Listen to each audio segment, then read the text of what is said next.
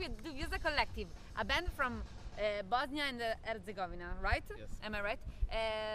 Well, I would like to start from the last album, but you said something now, so I want to start from the not from the beginning, but from the end. You are a militant band. What does it mean this for you? How much politics there is in Dubioza Kolectiv, and what do you think it means doing music with politic background?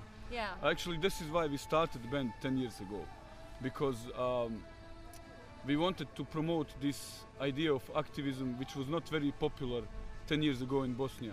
You know, it was very unattractive to talk about politics, about social issues, because it was right after the war and nobody wanted to think about it. You know, everybody wanted to have party and good time.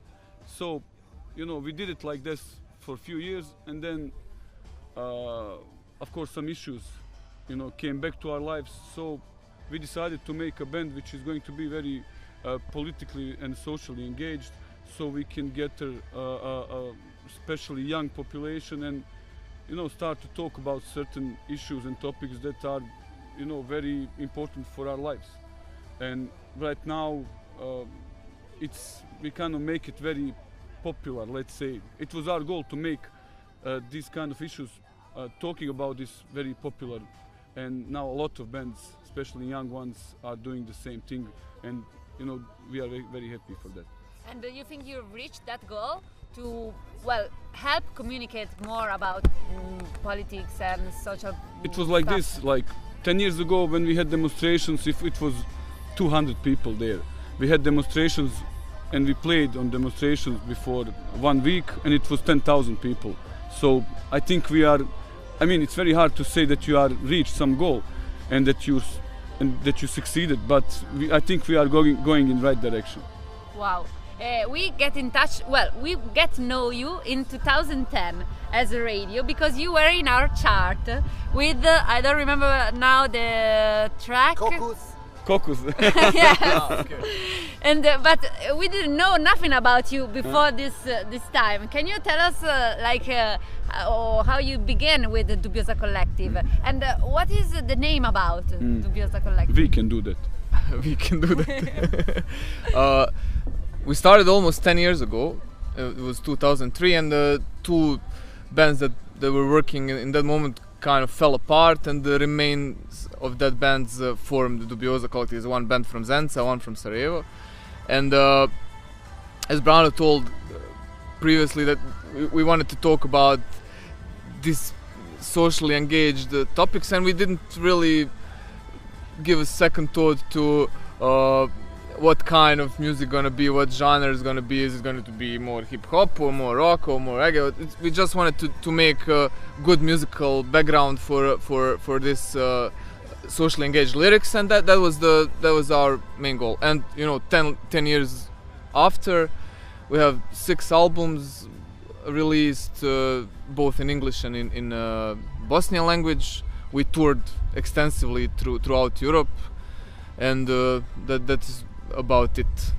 Short history of Dubioza Kolektiv. I can do the name. The name Dubioza came from it's a special word in Bosnian slang. Of course, you have this dubious word, which is in English, and we know what in Italian too. Dubio is doubt, no? Yeah, but it's the same. Yeah, same. But when you say it in Bosnian, in this street language, means, you know, when you want to describe something, you know, very bad, then you say you are in dubiosa. It means, you know, you are shit, like, you are in complete shit. Yeah. So great. and it was like always, it was like 8 to 10 people. So, you know, we also put this collective together, and so you know, we can describe Bosnia as a society which is, you know, collectively deep in shit. Yes. What about Yugoslavia? I don't know if what do you remember about this? And you have some feeling of social unity with that? Yeah, actually, we are quite old men, but very beautiful and young looking. You know, so we was born in Yugoslavia, and we finished schools by that time. So we remember this, you know, socialist, communist time quite good, and I think right measure and right way for society like Bosnia, in our opinion, should be somewhere in the middle. You know, we should balance this, you know, good stuff that we had during socialism, and some good stuff that potentially, you know, democracy can give you. So right now we are somewhere in the middle, searching for the best solutions. We are very slow. This is why we are dubious. And do you remember what kind of music you used to listen when you were younger? I mean, you had this. My father was. I was lucky to have father and mother who are kind of hippies. So I was listening to a lot of different genres of music. You know, from Bob Marley to Deep Purple. You know, all of it. And father was big collector of cassette music, you know. So Great. We spent all the weekends by recording cassette to cassette. So you were lucky. Yeah, and of course in ex-Yugoslavia you had this quite interesting and popular rock scene, and that kind of also was exported quite a lot, especially to Eastern European countries. So if you go to Bulgaria or Romania or Czech Republic, all of these people know all the Yugoslavian bands because you know, there was the countries behind the Iron Curtain. So all the rock music was coming actually from Yugoslavia, not from Britain or Western countries. Right. So yeah, and also you can hear this influence of Yugoslavian rock also, I think, in our music quite a lot. Wow. In the 80s, Sarajevo was active, Yes. musical. There was a great movement, no? Yeah, in 80s actually in whole Yugoslavia was quite interesting moment for music, but in Sarajevo was special time because we had these Olympic Games and there was big development of the city and area, and we have this usually Sarajevo was always center for, let's say, pop music, you know, from Goran Bregović and his Bijelo Dugme band, which was the biggest rock band of Yugoslavia, to then you had all these generations behind that was like continuing the tradition of kind of leading musicians in pop music in ex-Yugoslavia. Well, what do you play in Dubioza Kolectiv? Singing? They call me electrician. Actually, I'm a DJ and I do all the Ah, electrical stuff, and I try to sing, but I'm not very not very good in that. And you? And I play 4 fattest strings in the band. What is Fattest strings, the What is most this? fat He's string. you know, he's how to say, invalid guitarist, mean bass player. Ah, okay. Fat string. Now I get it. Okay. So your the album Wild Wild East, well, let you know in the whole Europe maybe for the first time.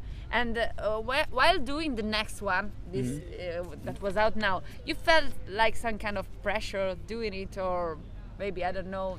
Yeah, we are we have this schizophrenic career, you know, because we have career in ex-Yugoslavia and we released albums and writing songs in Bosnian language, and on the other hand, there's another career which is let's say European or worldwide career, because we also have albums and songs recorded in English. So you have double of every album? No, it's completely It's not different albums. translations, Ah, okay. So it's for us it's very comfortable to do it like this, because we would be very bored it would be very boring to just do, you know, one thing and repeat the same thing all over again. So this is good, you know. We do for example Wild Wild East in English, it's released in America and Europe in the same time, and now in South America, so we tour a lot and playing a lot of concerts in these countries. And then 2 years after we record Apsurdistan album in Bosnian. So then we tour a lot in cities in ex-Yugoslavia, and now we're going to record again in English. And this is, you know, very interesting and gives you a lot of freedom to do, you know, to try some other things that you want.